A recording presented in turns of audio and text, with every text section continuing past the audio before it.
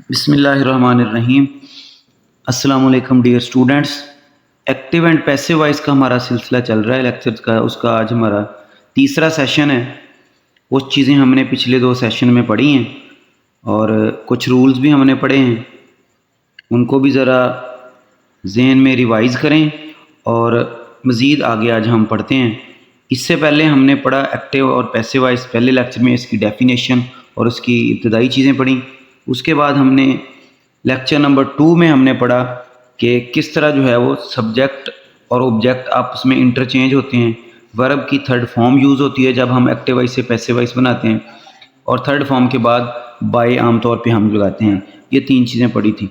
कुछ चीज़ें और भी पढ़ने वाली हैं, वो आज हम पढ़ते हैं। और कुछ वर्ड्स जो तब्दील होते हैं जब वो पैसिव वॉइस में होते हैं तो कुछ और तरह से सेंटेंस में आते हैं, और जब एक्टिव वॉइस में होते हैं तो कुछ और तरह से आते हैं। उनको भी हमने आज देखना है। देखें, जो पहले हमने रूल पढ़ लिए, सब्जेक्ट और ऑब्जेक्ट की जगह चेंज करना, थर्ड फॉर्म का यूज़ करना और उसके बाद बाय लगाना। आखिरी हमारा एक और रूल जो है, अगला एक स्टेप जो है, जब हम एक्टिव वॉइस से पैसिव वॉइस बनाते हैं तो पैसिव वॉइस में हम कोई ना कोई हेल्पिंग वर्ब लाजमी तौर पे यूज़ करते हैं, और यही हेल्पिंग वर्ब जो है यही तमाम टेंसेस में डिफरेंस पैदा करता है। वरना तो जैसा कि आपको पहले बताया है, सब्जेक्ट और ऑब्जेक्ट की जगह तब्दील होती है। उसके बाद तमाम पैसिव वॉइस में सिर्फ थर्ड फॉर्म यूज़ होती है, फॉर्म सब में एक जैसी रहती है। जिस मर्जी टेंस का जुमला हो, हर जो है टेंस में हमने वर्ब की थर्ड फॉर्म यूज़ करनी है। तो फिर तमाम टेंसेस में डिफरेंस कैसे होगा?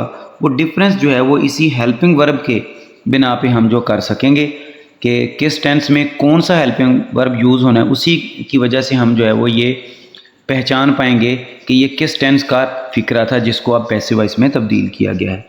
तो हेल्पिंग वर्ब लाजमी यूज़ करना है। आज हम प्रेजेंट इंडेफिनिट के हवाले से बात करेंगे। प्रेजेंट इंडेफिनिट जब एक्टिव वॉइस में होता है तो उसमें कोई हेल्पिंग वर्ब यूज़ नहीं होता, जो उसमें जस्ट जो है 3 चीज़ें होती हैं, सब्जेक्ट, वर्ब और ऑब्जेक्ट। लेकिन जब उसको पैसिव वॉइस में तब्दील करते हैं तो फिर इसमें हम हेल्पिंग वर्ब यूज़ करते हैं, इज़, आर या एम का इस्तेमाल करते हैं। इसी तरह बाकी हेल्पिंग वर्ब हैं, वाज है, वर है और विल है, शेल है या विल बी, वो भी अगले मुख्तलिफ टेंसेस में इस्तेमाल होंगे।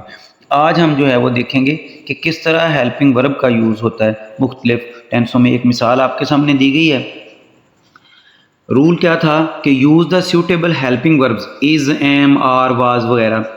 The rules for using helping verbs in passive voice sentence are different for each tense. जैसे मैं आपको बता चुका हूँ कि हर टेंस में हेल्पिंग वर्ब ही अलहदा होना है, जिसकी वजह से ही हमें पहचान होगी ये किस टेंस का एक्टिव वॉइस था जिसको अब पैसिव वॉइस में तब्दील किया गया। बाकी सारी चीज़ें, बाकी सारे रूल्स और बाकी सारी चेंजिंग जो हैं वो तमाम टेंसेज में यकसा हैं। वो चेंजिंग क्या है मैं उनको दोहरा देता हूँ कि हमने सब्जेक्ट और ऑब्जेक्ट की जगह चेंज करनी होती है, इंटरचेंज उसको कर देना आपस में।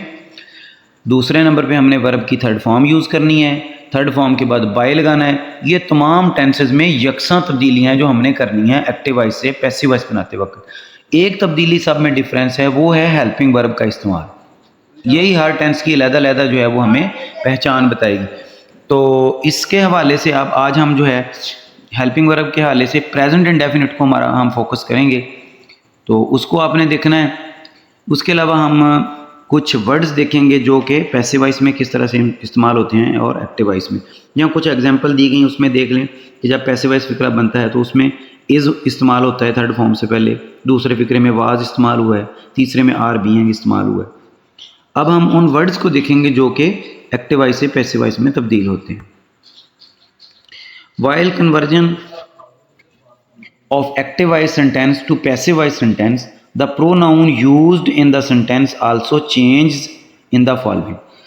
जो हमारा पहला रूल हमने जो पढ़ा था कि हम सब्जेक्ट और ऑब्जेक्ट को आपस में चेंज करते हैं। एक्टिव वॉइस में जो सब्जेक्ट था पैसिव वॉइस में वो ऑब्जेक्ट बन जाएगा, लेकिन बाद में उसकी हालत तब्दील हो जाती है। मिसाल के तौर पे पहला वर्ड है आई, जब ये एक्टिव वॉइस में होता है तो आई होता है, आई के तौर पे इस्तेमाल होता है, आई एम ए बॉय या I eat apples, I write a letter, इस तरह। लेकिन जब इसको हम पैसिव वॉइस में फिर आई की जगह चेंज करेंगे, इसको दोबारा से पैसिव वॉइस में ऑब्जेक्ट के तौर पे लाएंगे तो ये फिर आई नहीं रहेगा, बल्कि आई जो है वो चेंज होकर मी बन जाएगा।